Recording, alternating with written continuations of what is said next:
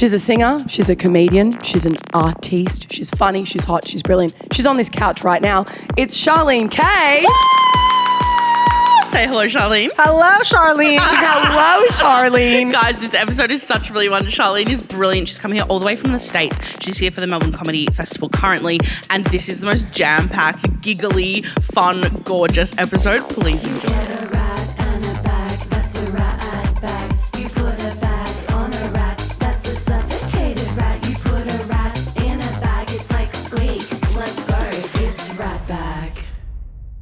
Oh my God. Oh everybody. my giddy. Sorry to use God. the Lord's name in vain. However, we must, because we have the most unbelievable person sitting across from us today in the studio. It's Charlene Kaye. Hello, Mel and Sam. I would die for you guys. Literally, God. I'm so obsessed with you, and I'm so happy that we got time to hang out. It couldn't be more mutual. We were just talking about how we feel like we've wasted friendship time. Because you were in Edinburgh last year and so were we, but where the fuck were the hangs? Well, we were all so busy. This is the thing. We're all running around like chickens with our heads cut off. Yeah, but I'm it's so wild glad we're meeting now. when someone becomes a new addition to your life and you're like, hold on, you should have been here years and years ago. Spiritually, we are. We are one. For anyone listening, and I know quite a few of the Ratbag fans will maybe have gone to the Mackenzie reading, A New Work by Eve Blake. So true. That is how we all met each other, because you were also in the reading. You were bloody hilarious. And then from there we went, wait, we know you. You're also doing a comedy festival show. We went to see your show, which we'll talk about in a second. Yeah. But for the little rats that are listening at home, do you want to give us a little quick IMDb/Wikipedia bio and you have a extremely decorated career. I don't even know how we're going to get into all of it. Guys, Charlene's life. So we saw Charlene's show in the Melbourne Comedy Festival a couple of weeks ago. Me lying because we're pre-recording and it was last night. A couple of weeks ago. No, we've just seen Charlene's show and we were like, oh, I just said to her, I was like, babe, I don't think I've ever had more questions about anyone's life. You have led an unbelievable life. Yeah. I think I have. And I look back on it now, and that's why, art is so important, because I never knew that any of those wacky things that I was going to do back then would be at all beneficial to anything that I'm doing, like in a quote unquote career sense. But I'm so grateful for comedy in that way. It's all grist for the mill. Like it's all like, there's a reason I'm here. Like it's connecting me with people like you who also do crazy stuff. If someone asked you in a bar and you could only say one word, what would you define yourself as? A musician? Would you define yourself as a comedian? Like what's the first one you go to? I know your career is massively multifaceted, but like to its core, artiste. Would you say muso first? I would say that I am a musician first. Yes. Just because that's where the core of my creativity came from in the first place. And I think that music will always be my first love. Yeah. And comedy is a true love of mine as well. And now it's cool that like the two of them are sort of coexisting together, where I can I have all this vocabulary to make musical observations in a comedic way. And I'm also like enjoying learning what stand-up is and the art of just like telling a joke, and like, oh God, you guys are so incredible with your character work and the way that your show is structured. I just it's gonna be hard for me to not play. Charlene might have performed at Lollapalooza, but she did roll into the Toffin town and go, I'll give these two fuckwits in yellow polos a chance. It was life altering. I was sitting there with Lou Wall and we were like, we're watching genius happen before us. It was fucking amazing. It's you having a song with literally Darren Criss and us being like, arts and craft and art, and you being like, I fucking love that, man. It's really good stuff. Dude, the horse number had me rolling in my grave. Were you a horse girl? No. Well, no. I worked at a summer camp that was a ranch camp. Yep. So I did ride horses. Why is that so deeply queer? It just is. I'm not ashamed to admit it. Didn't have an orgasm on a horse. I wish I did though. But I wasn't like a weird horse girl. I was like a cool horse girl. Oh, I love you so much. There's no such thing. Yeah. You're like, I was a horse girl, but I had red fucking streaks in my plaits. Yeah, no, I was really deeply uncool. I was more of a llama person. It was an animal camp. And there animal was care? Yes. Wait, tell me more. It was called Fuck Lollapalooza. Yeah. See, this is where your job gets hard, Mr. Producers, because we're already on like 14 different tangents. Charlene opened for the Arctic Monkeys one time, but yeah, let's talk about you riding llamas in Texas. So it was in Malibu, California. It was this camp called Lazy J, and it was a place for celebrities to dump their kids over the summer while they went to Mallorca or whatever. What celebrities can you say? Oh, Docs. At this camp there was Gene Simmons' kid. Oh my God. John Denver's kid, Cuba Gooding Jr.'s kids. There was Chad Smith of the Red Hot Chili Peppers. Yeah. Oh my God. There's so many, and like Wait, and so was it only for celebrities' kids? it was largely celebrities' kids because a lot of their parents like lived in the area, and so Sure. they were trying to give their kids a camp experience. Yeah. But the camp was like so like questionably run. Everyone got paid differently. Oh, that's perfect. It was Yep. like there was like animal care so they could be responsible, but it was really just a way for like the kids to have them to get free labor. Yeah. like, I was going to say, Yeah. giving free labor. yeah. And I was responsible for the llama pen. And Not so, the VIP package to the llama pen. and I just was obsessed with them because at the time the movie The Emperor's New Groove had just come out. Do you guys know that movie? Do I know that movie? Absolutely. Yeah, that's why we're soulmates. Yeah. But yeah, I was obsessed with the llamas, and any kid who wanted to take care of the llamas was usually a good like match for me because they had my sense of humor. Yeah, there's something that connects people who like love llamas. It's Yeah. a very similar vein of like two horse girls meeting and being like, we understand each other. Wait, are you a horse Are you a horse I was girl? a massive horse girl. Oh my God. Yeah. All I ever wanted was my own horse. And I would go, I also used to lie. God, me as a kid, lie. I used to lie so much as a kid. I used to tell people that I had a horse. I didn't. I didn't. And I've told this story on mic before. This is the saddest thing ever. I used to... I have this like crystal clear memory of me at Ocean Grove Beach, which is just like a beach in Victoria. And I was like far too old to be doing this. I think I might have been like 11 or 12 or something. And I remember playing by myself in the ocean, in the waves, holding an imaginary rope like this and jumping over the waves, going like this and being like, come on, girl. Over the waves. That's okay. First of all, I think that's a perfectly acceptable age to do that. Second of all, I can't tell if that's more queer or like just a theater kid. Yeah. Imagination gone wild. Yeah. But I'm obsessed with you. I find the whole summer camp thing fascinating. Yeah, because it's not really a thing here. It's not a thing here. As Really? Australians, when we watch like movies and things that are like something like Wet Hot American Summer. Parent Yeah. Trap Yes, adjacent. yes, yeah. We're always in Australia. We're always like, fuck, man, that'd be so fucking cool. Imagine that. Did you go to any summer camps as a kid? Yeah, this was the summer camp that I was a camper at before I became a counselor. It was the pipeline. Yeah. Wow. Yeah, that's so classic. You go there and then you work there. I feel that. I was in a That's how they choir where groom I you, went yeah. there for like 15 years and then ended up working for them. I'm like, this is a cult. Love them. Oh, so This you is a went to cult. choir camp? Yeah, I was in like the Australian Girls Choir, but it was very like cult adjacent, very serious. We had like a mantra. It's like, if you're not early, you're on time. If you're on time, you're late. And if you're late, You're fired. Yeah, it's Yep. unacceptable. Yep. And I'm like, that's pretty random that we used to like chant that. But anyway, that's a tale for another time. In other Virgin news, I went to opera camp as a teenager, so I think we're all doing things. This is a whack. We are thriving. I have to know. So when we saw your show, there's so many things to get through, but I do want to start on a Very Potter musical. Of course. Because I find it fascinating. As someone who's not a Potter fan, however, I knew of the musical back in the day. And I'm not even a Potter person. That's how big it was. It made it to Australia. Oh, yeah. It was obviously huge. Can you talk to the rats that are listening about this gig for you and what it meant? Yeah. So I went to the University of Michigan, and when I was a freshman in college, I went to my first open mic. Yep. And there was this nerdy kid with curly hair who was playing I'll Make a Man Out of You from Mulan on acoustic guitar. That would have done it on me. And I would have was fallen like- in love. Funnily, Darren and I have never had any sort of like romantic chemistry, but I was just like, you're my friend. Yeah, you're yeah, my yeah. friend. You're my friend. We were meant like, to meet. The fact that you're playing Disney songs on acoustic guitar, like definitely. And so I went up to, and it was Darren Chris. So I went up to him and I was like, oh my God, that was so cool. Like, do you want to jam sometime? And so he played the song. Like I played whatever like Michelle Branch song or like a song that I on acoustic guitar. And we just started playing a lot of open mics and like shows together. And then He was like my music friend in college. Wow, and so gorgeous. we like shared some of our first songs together. He sang on my first album. And then our senior year, he was like, oh, I'm working on this thing. It's called it's like a Harry Potter musical. I was a huge Harry Potter person. Yeah. I was like, oh my God, that's so cool. He played Harry Potter and he wrote all the music for this 3-hour parody musical that encompassed the plot of all 7 Harry Potter books. And I saw it in person my senior year when they put it up at University of Michigan. Yeah. And none of us knew that it was going to be this crazy worldwide phenomenon. Yeah. But I was watching what was it. the first ever season of it? Was just in a little college hall or something? Like what kind of seats in the room? There were maybe 100 seats there. It Wow. was like Special. it was like the university experimental theater department. Like it was like a little bit bigger than this. Yeah. Okay, And we were rude, all but- sitting in bleachers.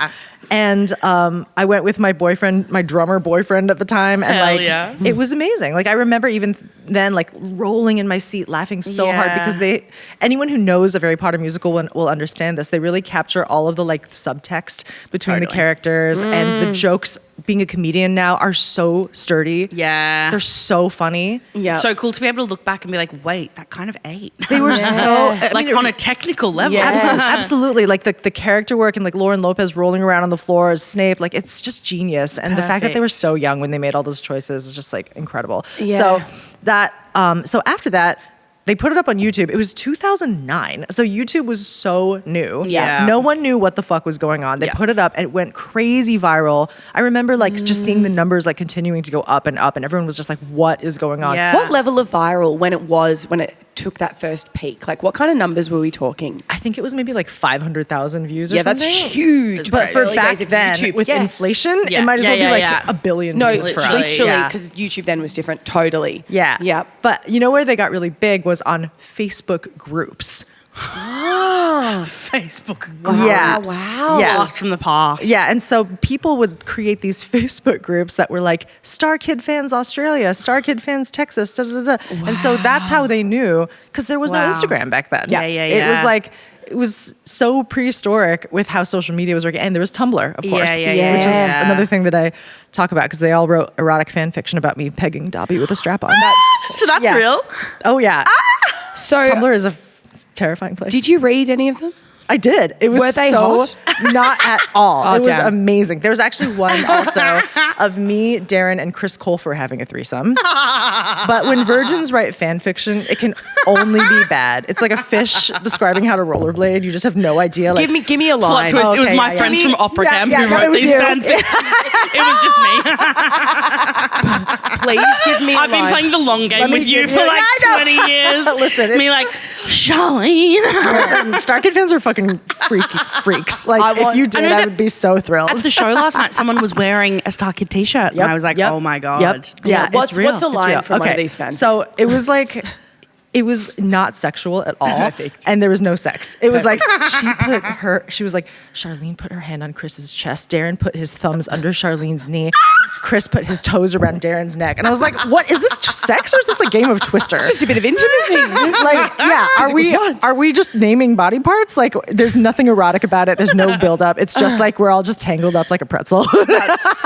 The episode title is just heads, shoulders, knees, and toes with Charlene Kaye. Perfect. and Chris Colfer's just randomly there. So, when did they bring you on board? When did that happen for you? So that was the year after we graduated from Michigan. I had moved to New York to become a waitress and sing Yeah. about my feelings. And I was working at Leal, which was Anthony Bourdain's restaurant. Okay. He was executive chef there in the 90s. Yep. And so, yeah, I was waiting tables. I was like gigging, doing my thing. And then Dylan Saunders called me and was like, hey, I have a question for you. Starkid is going to go on its first tour. Would you be interested in playing guitar in our backing band and opening for us with your own music? And I've never said yes so quickly in my life. Yeah. And it was the first big tour I'd ever done. It's still the only bus tour that I've ever done. There were 2 buses. There were 24 of us total, including crew. And it was just the most chaotic introduction to what a big level pop tour was. Yeah. Except it wasn't pop. It was fucking nerdy ass wizard rock. And so it didn't. So cool, man. I was just gonna say, like, I can't No, go imagine a bunch of more inexperienced people Yeah. doing this hugely high stakes tour. It's massively baptism by fire. You're just thrust into it and it's just like, okay, go, we're on this bus and just figure the rest out. Yeah. Was there a lot of expectation in your energy as well? Were you doing lots of meet and greets every night? Like, was this an exhausting tour to do for you? Yes, and it was also so exciting and energizing because I was 24. Like, this is what I'd wanted for my whole life. Yeah. And I didn't have to do many of the meet and greets because I was in this interesting position where I wasn't in the Starkid musical. So I was like adjacent to the fandom, but I wasn't the subject of a lot of their like lust. Because the majority of the people who got that was like Joe Walker, Darren, of course, and like Joey Richter. Yep. And so these intense 13, 14-year-old girls would come to the merch table and just be so inappropriate and frightening with them. And I like bless them for like dealing with that every single night because they would give them like insane gifts. Like one girl brought these like rusty razor blades to the merch table and said, I've stopped cutting myself because of you. And here are the receipts. And I was just like, this is so inappropriate. Another time a girl had all of their signatures tattooed on her legs and it was so badly like composed and bloody and wrapped in plastic. And she was like, this is how much I love you. Oh. And then another time this girl had a seizure and Clark Backstresser, who was the keyboardist, caught her. And then later she tweeted, best seizure ever. Crazy. So there was that element of it that was like, wow. Okay. Do you feel like there were enough adults around to hold down the fort and protect you? No. Yeah. Definitely not. Interesting. And we were adults, so you know. You were adults, but it's like this weird in between where like nobody had experience performing. No one. We were just out of college. Yeah. And then all of a sudden we were like the fucking Beatles. Where like we were treated with this like crazed adoration. Totally. The whole like oversharing at stage door of it all is such a fascinating concept to me. Yeah. I actually was really curious. I was going to ask you because I was wondering if doing a show about kind of like intergenerational like trauma and relationships to parents and like things like that you must have, I assume, so many people coming up to you after your shows as well, being like, blah. Yeah, for context, Charlene's show is called Tiger Daughter and it's fantastic and it's touring as well and we saw it last night. Just as a bit of context. Yeah. You know, I've been really lucky that I haven't had too many inappropriate encounters at the merch table, and I think it's because I'm older now. I'm 38, and so I have a lot more sense of what my boundaries are. So if I haven't had too many experiences where someone I feel like is oversharing. Everyone's been really lovely, and the majority of the experiences that I get are like, oh, I'm Greek and you told my story with my intense mom, or like I wanted to be a clown and she wanted me to be a dentist, and people like map their own experiences onto my story, which is just a story of like disappointing a parent by being something other than what they wanted you to be. Can I just say, last night when you said blah blah blah, and now that I'm 38, and I went 38, I truly believe. How old are you guys? You were not a day over 27. I was bamboozled that you were 38. Mel whacked me, and then I was like, Mel went 38, and then I went, yeah. And I was like, yeah, and then we're still going. Mel goes, no, 30. I'm like, back to the show, Mel. Mel had a literal spiral. I missed a scene because I was too busy being like, skincare routine, skincare routine, skincare routine, skincare I'm routine. 29. You asked our age. I'm 29. I'm 27. 27. Great. Yeah. I mean, I think it's sort of the Asian of it all where you can't tell if I'm 2 or 2000. But I also think that it's I like... think you just dress cool as well. I dress cool. Yeah. I also like I've never smoked or drank. And so I think that is like paying off. That'll help. Currently. For sure. I have a question for you. Your story in Tiger Daughter is all about your relationship with your mum. And you're very gorgeously vulnerable. There's a moment, I don't want to give too much away, but in the 3/4 mark of your show, when the single spotlight comes in and you are like holding the audience's hand and speaking so vulnerably and from the heart, like I can see the real emotion. I don't know if you could hear amongst everyone sitting in Acme, but it was like sniffles galore. So many people. Can you see the audience? No, not at all. But there were people crying and wiping tears away, and it was a lot. Did you ever have a moment when writing this show, because it is so autobiographical and about your life and about something that's very important to you, like your relationship with your mum, did you ever have a moment where you went, I can't do this, I don't want to do this, and you pivoted and then you went back? Or have you, since you decided you wanted to write the show, you went, no, it feels right and I'm going to do it? Like, how was that experience for you? It is very emotionally taxing. And the midway point of this festival, which was like a little over a week ago, I had a real moment where I was just like, I'm so drained. I'm not currently talking to my mom right now. And so there's like an element of this show that like it's true. There are times where we do get along really well, and then there are times where we just can't interact much, and that's just the fact of it. And like I think a lot of people have relationships with their parents that they have to make sure that they're preserving their energy. And also I was like homesick. I like just got into a relationship right before I got on this tour, and so I was like, touring's great when you're in a relationship. That always works really well. I know. But I was like really missing my boyfriend, and I was just like, I don't know how much longer I can do this show for, because it feels so intense. We always talk about how much like touring, it feels like a pressure cooker, and it feels like everything is times 1,000 the level of what you would feel it when you're at home and in your space and I know, in and I your could routine not be possibly further from my home. It's also, let's call it for what it is. Australia is actually it's so far away. It's physically so far away, and I think when you're in a different country, you really feel it. You're like, whoa, Australia feels far away, or in this case, the States feels far away, or like wherever you're from. Do you feel like post show you have to almost take the skin off and like become a new person again? Because I know obviously the show deals with a bit of like that trauma for you. Do you have like a post-show process, or have you gotten into the swing of it now where you feel pretty like armored going onto stage and coming off? Like where are you at with that?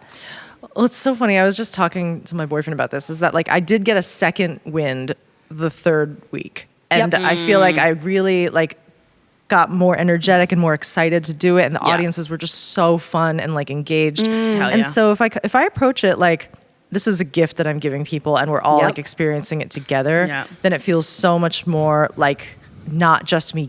It feels like not like a one-way street. It feels like I'm getting something out of it too. And I've also really noticed that if I like get myself dressed like I'm performing, and I do my makeup and I like bring my whole like performer self to the table, I will do a better show, because I'm like ready to be in front of people. There were a few shows at the beginning of this festival where I was like just wearing a white t-shirt and jeans, and to be honest, I was kind of like, this is what men do. Why can't I just like show up like a stand-up comedian? This is so much easier. But I didn't perform as well because I was like not showing up in the same way. But as for like an aftercare thing, I do really like to take a long walk. I'll like go for a meal by myself. I will like listen to music. I'll take off my makeup and just like, I really haven't been to many of the late night shows because I need to just go back and recharge. And talking after the show is pretty much impossible. Takes one. Can you hear my voice right now? We're at the end of our run, and I'm actually the most, like vocal health BBs. Yes, ever. Right now I'm like, how is it being in Very Potter musical? Oh my God. Like, honestly. Oh my God. I adore your raspy voice though. Thank you so much. Hey, thank Never you changed. so much. So I know we've darted around, but just before we carry on with the rest of the episode, I think we should do like for anyone who doesn't know you, tell kind of people what it is that you do, what you've done in your life, so that they have some context for the next few questions. Is that okay? Yeah. Even if it's kind of boring, just so people have a context. For sure. Should I look into the camera? Down the barrel. To us, look at the camera. It's up to you. It can be so chill, but just, you know. I'm Charlene Kaye. I'm a musician. I'm a comedian. I have this show right now called Tiger Daughter, or How I Brought My Immigrant Mother Ultimate Shame. I take a lot of pride in my Asian heritage as I'm like navigating this comedy space that can be very much a boys' club. Sometimes I troll dudes in Guitar Center for fun. And hell yeah. Recently I feel like I've been going viral a lot for these like musical breakdowns that I've been making of other Chapel Roan pop stars. Yeah. And it's interesting because a lot of people come to my show, Tiger Daughter, which is like this very personal story, thinking that they're going to get the pop impressions. And they're like, I didn't know I was going to cry. I'm like, I want to see a Charlie XCX breakdown. Yeah. What it's a Trojan horse, motherfucker. Yeah, gorgeous. But I love that because it's like I love the short form comedy as much as I love the longer form craft of it all. So, and would it be fair to say that you kind of like had this like pop rock kind of like career as a musician, and now you've kind of progressed into this like musical comedy space? Oh, absolutely. I mean, I think that I'm not the first one to talk about this, but pop music is a really difficult game when you're a woman, and it's easy to feel like you've aged out of it. Yeah. Interesting, yeah. And so, I mean, I was watching Lady Gaga's Coachella set last night and like crying because like she's my age. Like I've been like riding with her since the beginning, and it's just been so amazing to see how she's like flourished and like You've been writing with her. riding. Riding, same Oh my God, I thought you said writing Can you with imagine? her. I wish I love you being like, yeah, like when I made up that line on Poker Face, I just kind of like, I went home after that one. I thought, fuck, we got a great one. Yeah. I think we got one in the can. No, totally. Yeah. You've been riding with her. Yeah. No, I'm glad you specified that because other people might have thought that. Honestly, we should have rolled with it. It's now made me want to think, have you collaborated with any artists or written for other artists that we might not know? Or finish your thought. Yeah, finish your Yeah, and then thought. I was just excited that she is like really in her element right now, and I do believe that the older you get, the more juicy of an experience you have, and the more stuff you have to say. And like, I'm glad I didn't like become super famous when I was 22. Yeah. And I feel like that would have really fucked me up. So I'm grateful for all of the weird twists and turns in my career. Yeah. But it's true. When I was 22, I was like, I just want to be like a Katy Perry or Totally. like, you know, somewhat like a big pop star type. And I'm so glad that didn't happen. It turned out way better. We fucking adore you. This is so much fun. We have so much more to unpack with Yes. you. We're just going to throw to a really quick ad, and then we're going to open our Bring Bitch hotline where we have some amazing questions for you. Hell yeah. I kind of have a question, and you two seem really cool and hot and smart. Hello? Welcome back to the Bring Bitch hotline. We have so many questions. I don't know if we're going to get through all of them, so I'm going to pick some of the best questions for you, Charlene. First one, do you have any phobias or irrational fears? Ooh, I think I'm a little bit germophobic. Mm-hmm. I need my space to be clean. I'm a Virgo, you guys. Not to get all like astrology about it, but I have trypophobia, which is fear of holes. Do you know what that is? I'm very familiar with Yeah. this. Do you have it too? I don't have it, but I love to like watch trypophobia videos on TikTok. You freak! Yeah, to be like, just to see how much I can take, and then to read the comments and see people dying. And I'm like, masochist! I'm crazy. Wait, with okay, that. what kind of ones do you watch? There's a lot of ones that are like even like the animated ones that are kind of like, they're a bit AI-y. And I'm like, hell yeah, let me see how much I can take, man. God, I knew I loved you. I knew I loved you. Like, I can't really look at sponges. Yeah, right. And like honeycomb and all of those. Yeah. It really is a thing for you. I'm like shuddering right now. I love this one. What are 3 items that you always need with you when you're on tour? Ooh. What do I need? I need my vibrator, I need my water bottle, and I need my lip balm. That's yeah, probably answer. my exact answer. Oh, as to be a woman in Fantastic. 2025. Charlene, you're obviously a brilliant guitarist. I need to know your favorite thing to shred on guitar. Do you have a favorite lick or run, or what do the guitarists call it, or scale that you love to hit up? Yeah. Okay, so I just started an all-girl Radiohead cover band called Labia Head. We haven't even covered the Guns N' Hoses, Yeah. Guns N' Roses lady. Yeah. But I'm really enjoying learning all of Johnny Greenwood's parts. And this just goes to show, like, no matter how old you are, no matter what you're doing, it always benefits you to learn something new. And even if it's not gonna, even if you don't think it has any sort of like tangible correlation with what you're building elsewhere, it's gonna be holistic. Totally. Yeah. And so I'm learning all these Love parts, that. and I feel like a teenager, like in my room, learning Weezer. I'm just like, oh my God, like the decisions that he made to do this hammer off or pull on or whatever, like I'm just like having my mind blown, and it's so cool. fun because I would never think to make those choices. Yeah. And so that's why it's Yeah. fun to like, even like if you're a comedian, like learning other people's jokes, and like you don't have to perform them, but you know, just delivering them in your room or whatever, the way that you might if you wrote them. I think that there's always so much to discover about your own creativity by like exploring the creativity of other people. I'm really enjoying Labia Head. Put that on a mug. Fantastic. I love this one. Charlene, will you please write a musical? You're so fucking FKN funny, and your music is incredible. Oh my Would you God. ever write a I musical? love that question. My boyfriend has been getting me to do this, and I think that I need to. I do have a really clear idea of what I want, and I think the next couple years are going to be about It's time.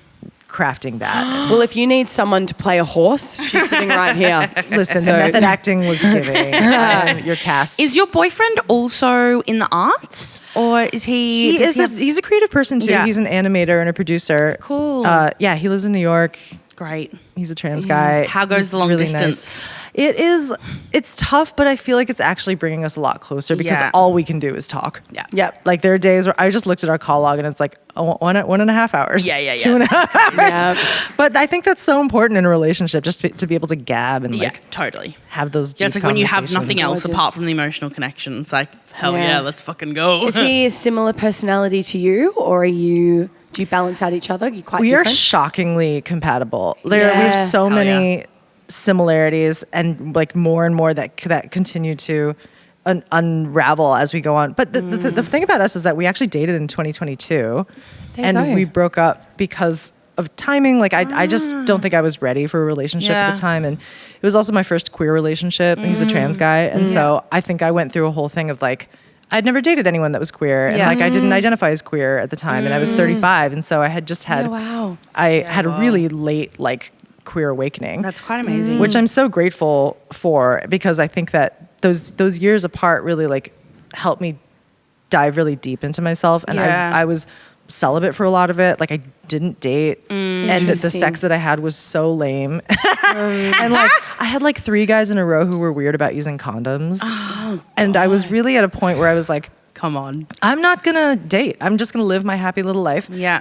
I have a really solid community of friends, and I have like a thriving creative practice. So like, why would I think that I would need a partner? Totally. And then he came back into my life, and he had been in this whole other relationship. Wow. And we were just hanging out like as friends, and I was like, sure. Yeah. But like, But also kiss me. oh, well, I was always trying to kiss him. But he like wasn't ready, and like it was actually such a blessing because he was able to like, you know, we were able to get to know each other slowly instead of like just jumping into sex, which I best way. adore It's the stories best way like to that. do it. I love stories of people coming back together at times when the timing is more right. Yep. Like I'm just obsessed with it, and Yeah. it's such a like things happen at the right time for the right reasons type of thing, you know? it's truly like such a gift from Yeah. the universe. And also like my new album has a song about him. Aw, what's it called? It's called Slow Strobe Light. Gorgeous. Can't wait to stream. Yeah, Yeah. the album will come out for a little bit, but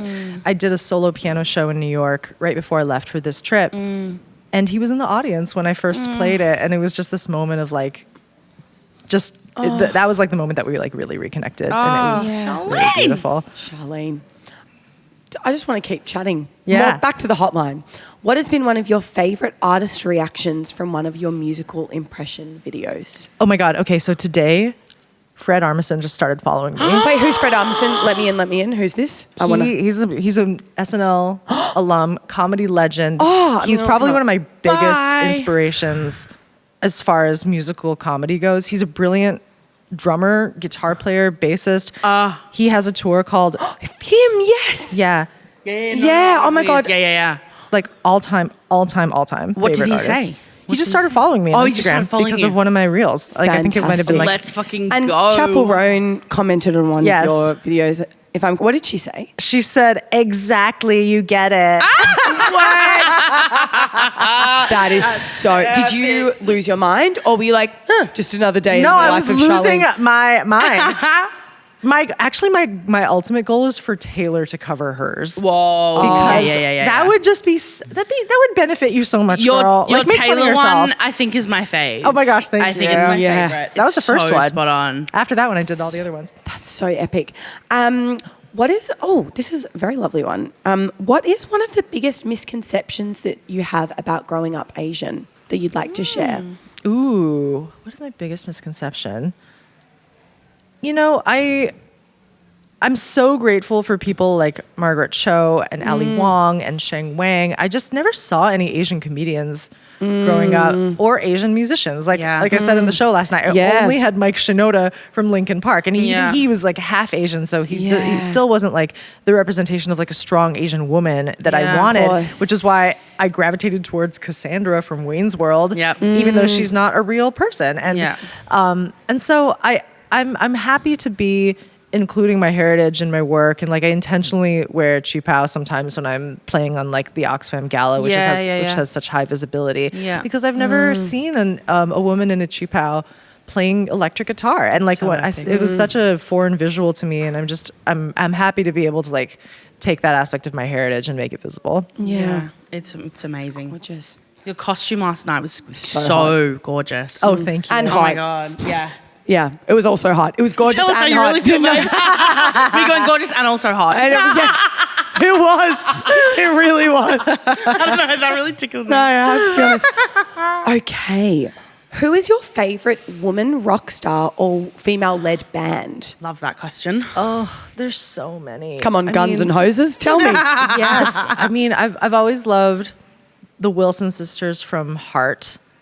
I have to say that someone who was so seminal for me was St. Vincent. Oh, gorgeous. Yeah, when I was 25. Yeah. I was just obsessed with her records. Even earlier, when I was in college, I would go to like the record store and buy her records, and just seeing her shred. I've never seen anyone play guitar like that. Like whatever gender, and the way that she's able to like kind of come up with her own genre and break so many barriers, it was just endlessly inspiring to me. And so I have a lot I have her to thank for a lot of my love of guitar. And so many people are absolutely thanking you as well, and you would be an inspiration for so many people, and I'm not just saying that. I'm so happy to hear that. Yeah. And your outfit last night was hot. Anyway, moving on. Moving on. Charlene's boyfriend just reaches out to the Mel Sam Instagram and is like, stop flirting with my girlfriend. Oh, he's into it, I promise. Hell yeah. Okay. All right, Tom and Lucy, you can all leave. Mel. Okay, well, we're going to launch into a new segment, everybody, that I'm so excited for, called The Lily Chronicles. Now, you may be thinking to yourself, The Lily Chronicles? Lily? Who's Lily? What's a chronicle? I learned that word today. And to that I say, Lily is Charlene's mum. Now, Lily, you talk so much about her in the show.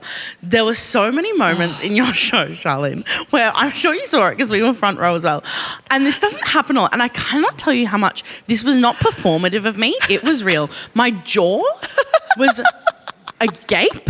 Like I saw it. It was so amazing. Yeah. There were so many amazing anecdotes and stories in your show about your mum, and I was wondering if you wanted to share a few of them on pod on mic. Of course.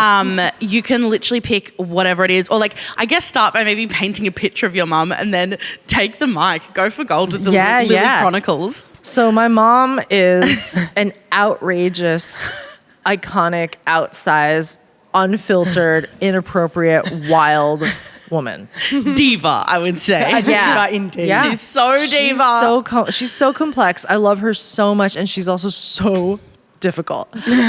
And I couldn't help but write this show about her because I have so many stories of her asking me to do crazy stuff for her. And I think that one of the main tensions in my show is that she has such a gravitational pull, and she is a celebrity, whether or not people know it or not. That's why you could go to llama camp. Your mom is a celebrity. Yeah. Exactly. And she wanted to be a musician. When she grew up in poverty in the 1960s in Singapore, and all she wanted was to be a singer. So when she was 14, she took herself downtown on the bus to compete in this national televised competition in Singapore called Talent Time. And she went 3 years in a row, and she got runner-up. And so I think it really haunts her to this day.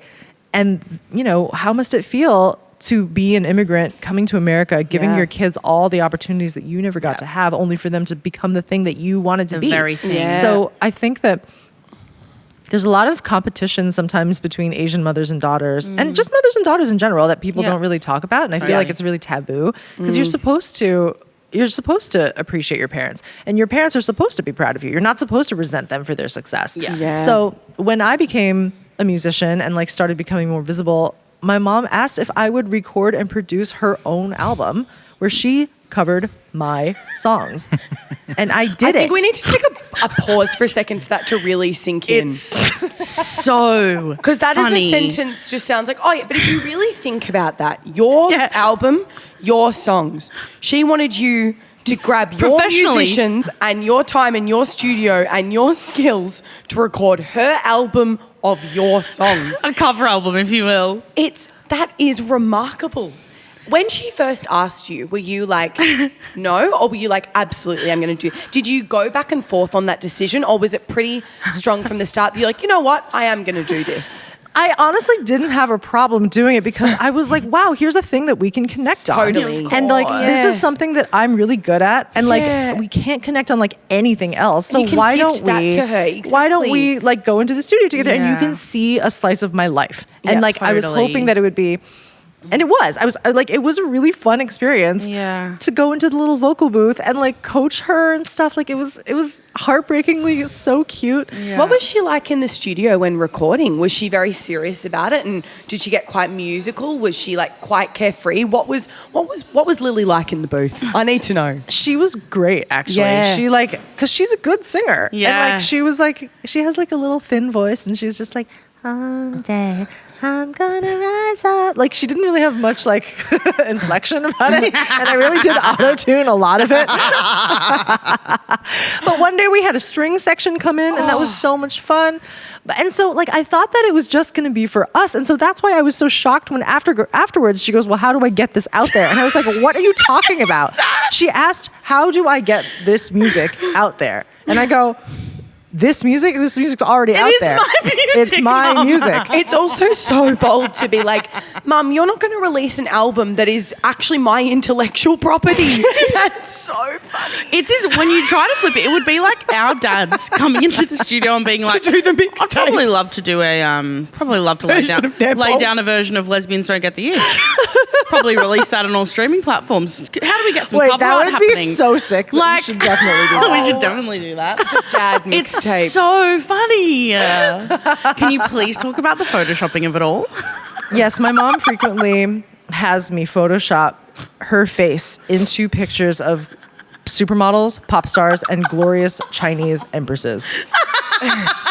And they're really fucking good. I'm actually really good at Photoshop. Charlene has a gift. The thing that makes it funny is it's pretty good work what you do. It's so good.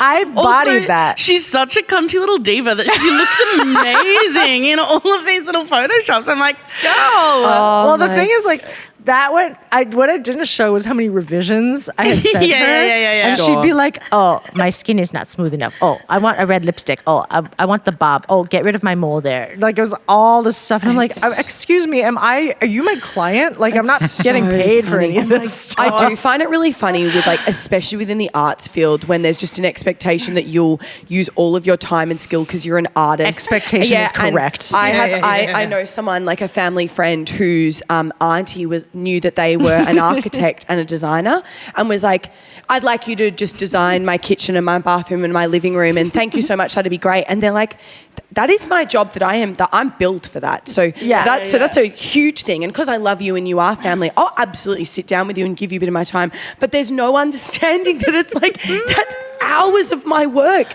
Like, it's so funny to me. And especially if you're a Chinese mom, there's this sense of like filial piety where it's like, well, I paid for your college education, so you learned this in college. This is time to pay me back, bitch. And I'm just like, I don't have time, but I made the time. Get me on the charts, bitch. I know. Can you please? She also, sorry, the last thing I'll say is this. She asked, the extended conversation was, how do I get my music out there? And I go, well, there's a thing called Spotify, and there's a thing called algorithms and playlists. And she goes, oh, can you get my music on those playlists? And I was like, no, I can't even get my own music on this shit. If I knew the answer to that, I would have done it for myself a long time ago. I'm not going to coach you into like making TikToks and shit, doing like Meg Thee Stallion dances. Although that would probably do so well, which is the most disappointing part of it. It would probably absolutely pop off. Yeah. I was going to say, you literally must tell our listeners as well about the portraits. Oh yes. Okay, so I couldn't believe. I think when you showed that, when the visual came up on that screen last night at Acme, my heart skipped a beat. Perfect. It was amazing. My mom gets gigantic 6 feet tall nude oil paintings of herself commissioned. Mel's just doing this for her own enjoyment. It's so funny to me. It is. Tell the story again. Tell the story again. They are hanging up in our house.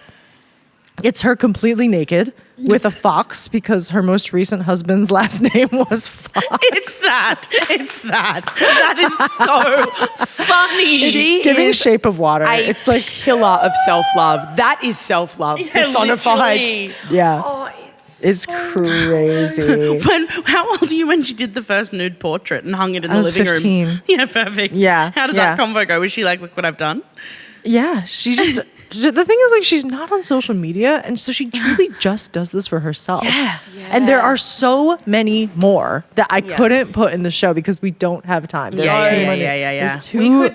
We could tell in the show that that it was also true. And I know, like, in the world of comedy, it's very much people can exaggerate or massage things out to, you know, get a better show. But when I was watching a show, I'm like, this just feels so real. Like, you can't joke around with this stuff. Here's the photo to prove it. Here's the video to prove it. Like, it was remarkable. You can't. I mean, she's one of a kind. Oh, also the funny thing about those portraits is that that's not her body. It's like the body of like a white 21-year-old girl. And then it just has her face. It's like plopped on. Live as the avatar that you want to live as. I really lost my mind. At your mum messaging you like eligible bachelors, and it just being these photos of these gay 16-year-old white twins being like, Elliot, single, and you being like, he's underage. He's literally 12, Mom. She's like, he's gonna grow up someday. Where would she find these people for you? Anywhere. Like where She was was at the post office or something, wasn't she? She took a She was photo it was in line at Subway. Yeah, perfect. Yeah. Oh, and to paint a picture for anyone listening as well, she's got Lily has the perfect like Edna mode blunt bob with a fringe. It's perfect. Oh, it's just perfect. She's also a passionate Trump supporter, which is unfortunate, and which means that like she knows that my boyfriend is trans, but she doesn't know that we're back together currently. Yep. So it's just this interesting thing where like I know that if she met him, she would fucking love him and would, because he is such an amazing person and like so good with parents, so charming, so smart and successful. The only thing is that he's not a cis guy. But and so in my mom's like Fox News addled brain, they're like depressed and suicidal. And like when I told her the first time when we were dating in 2022, she goes, "Why would you tell someone that? It's like telling someone that he used to be an ex-convict." And I'm like, no, Mom, that's your type. Also, it's just not like that at all, Lily. Like, why would you... Sweet Lily. Why is that a comparison? Like, it just I find goes that to show, like... so often with like conservative, like people of an older generation, or just conservative people in general, or people more on the right, where 9 times out of 10... when they actually, it was classic like fear of the unknown, right? Like it's like 9 times out of 10, these people don't know anyone who's trans or don't know anyone who's gay or whatever it is. And as soon as you meet someone and you realize that they are actually just people and that your boyfriend is a legend and that he's literally just loves you like any other person would. It's just like this like unknown thing of like not being able to look past this thing that they don't know and that scares them. And it taking them meeting one person that they're like, they were all right actually. And it's like, exactly, because they're not scary. They're just people. It's like in high school when we lived in Arizona, which was also very conservative, and like meeting my gay musical theater friends. Like she was scared of gay people too, and then she like met them, and like now she's a gay icon. She's obsessed with gay men, and they're obsessed with her. Can I ask you a question as well? Like, because you live in New York now, is that correct? I used to always have my like heart eyes for America, and post uni, I was like, I'm moving to New York, like the classic post music degree. I'm moving to New York, and I'm going to go and make it. Now more so than ever in the like the current political climate, New York and America like pulls further and further away from like a destination that I'd feel maybe safe in. How are you feeling living and working there in New York, given like the current political climate? You know, it only makes me more fired up to be visible and to talk about my queerness and talk about what we just uplift people who don't have that same privilege of having a platform. And it is really scary. Like I have a friend who is trans who just lost their job working for trans youth because of the budget cuts that happened because it was a government funded organization. So it's just enraging. It's enraging. And I think that anger is actually a really useful social justice tool. I mean, I get mad about it because my boyfriend's into CrossFit, and CrossFit just reversed its trans inclusive policy where he's not able to compete in the CrossFit serious? games. What? Yeah. It's really fucked up. And he has such a great attitude about it where he's like, you know what? I'm a 40-year-old man. I'm going to just spend my time in ways that make me happy. And I'm like, but I'm angry about this on your behalf. Yeah. And so I just have to keep reminding myself that all the major civil rights movements that we've ever seen in history would not have happened if we didn't feel this collective anger. Totally. And if we didn't, because anger spurs us into action. Yeah. And so it only makes me want to organize more and like be with my people and to be in community with people who will uplift and amplify those voices because we've never been able to rely on our politicians for anything. Nothing really has changed. Yeah. It's just that we need to be more and more active about creating that world for ourselves. Totally. Yeah. Oh, Charlene. Oh, gosh. It's just amazing. The way you speak, I just adore you. I know, I could keep recording for another 3 hours. Same. We're going to launch into a next little segment. Yay. If you're game. We love to, whenever we have a guest, we'll do like a speed round. Yeah, so yeah. This is just a really fun, it's association. Like, Let's go. First thing that comes to your head, there's literally no right or wrong answer. It's going to be really fun. We're just going to go back and forth. Okay, Charlene Kaye. A gig I haven't performed yet, but I'm dying to is... Coachella. Oh. Very nice. Fill in the blank. If there's blank, I'm in. Ooh, mac and cheese. Hell yeah. Like specifically the powdery mac and cheese, not like the fancy mac and cheese they make in restaurants. No, I want fancy mac and cheese. Oh, no, the more artificial it tastes, the better. Whatever. Listen, I appreciate both. For sure. Whatever, man. Okay, Yeah. my favorite song I've ever released is... Oh my God. Probably an That's impossible so question. hard. Or one at the moment that you're loving. Maybe Neon God. Neon Hell God. yeah. Fantastic. 3 words that my friends would use to describe me. Oh my God. Warm, silly, menace. Hell yeah. People don't know this about me, but I'm actually... I'm actually very wholesome. I love that. I think people do know that though. A music genre that has really grown on me recently. It's not new, but I love new metal so much. I love Limp Bizkit. I love Korn. I love Linkin Park. Oh, cool. Somewhere I desperately want to visit is... I would love to visit.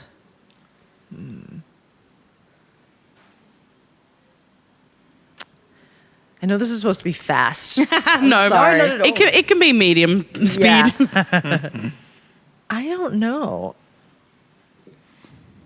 I think I want to go to Japan again. I've been there, but I want to go there again. Go back. Yeah. Yeah. If I get to do blank before I die, my life will feel complete. Oh my Just God. light questions here Yeah. on the pod. It can even be something think- small. I think if I like play SNL. Oh, Yeah. Do you reckon that's could come for you? Based on don't- now this recent following and Maybe. Yeah. I don't really know, like, I don't know. I don't think I'd want to be a cast member, but if I could do something with it where I could like write a digital short or something. Yeah. Or like, or write a comedy like, song. right, yeah. for I want to them. host. That's That what I want to sounds- do. I want to host Yeah. SNL. That's what Oh I'm my going. God. I wish a lot of music these days had more... Oh, love that. Bagpipes. Do you like the sound of bagpipes? No, I just like the idea of it. I really, me getting into it going, why? Because I disagree. Perfect. 3 things you will always find in my handbag. Oh man. Because it's a girl podcast. yeah. What's in my bag? What's in your bag? Well, if I could put my hairless cat in my bag, I would. You have a hairless, cat? I do. I have. a Wait, hairless we both cat. get a name guess. Give us the first letter. A. A. Alfington. Angel. It has to do with Harry Potter. Angel. Oh, Albus. Yes. Oh, His name is Albus cute. Albus. Fantastic. I love that. Keeping on that pet train, massive pet peeve of mine is... oh, sorry, you didn't answer the other 2 things. Albus, and what are the other 2 things in your bag? It would be my vibrator and a bottle of water. Now the pet peeve, so sorry. My pet peeve is when people make a really big deal out of their birthdays and make you do a ton of shit for them. That's a hot take, Charlene. I agree with that. A moment on stage where I went, yeah, I'm really doing this was. I think it was at the gala. It was really cool. You played gala? Yeah, I did. How was it? Was it epic? It was epic. There were 3,000 people there. It's the biggest comedy gig I've ever done. The audience was hot and like really, really engaged. And it was cool. I did feel like, oh my God. Because the last time I came to Australia, I was 21 and I was interning at the Sydney Opera House as a college student. It was this wild internship. So the last time I was in Australia, I had wildly landed this internship at the Sydney Opera House. And I was working in their marketing department. Yeah. And I was doing kind of what the festival folks here do, which is like shuttling people back and forth between gigs and figuring out like how to word press releases and stuff. Yeah. And I saw so much amazing performance. I saw drag and cabaret and music and comedy. And I was like 20 years old. So I didn't know what the future held for me, but I just fell in love with it. And I knew that I wanted to be a performer, but I was so young and insecure. And I was terrified of disappointing my parents by going off and becoming an artist. And then like coming back here and performing at the gala, it occurred to me that I did that.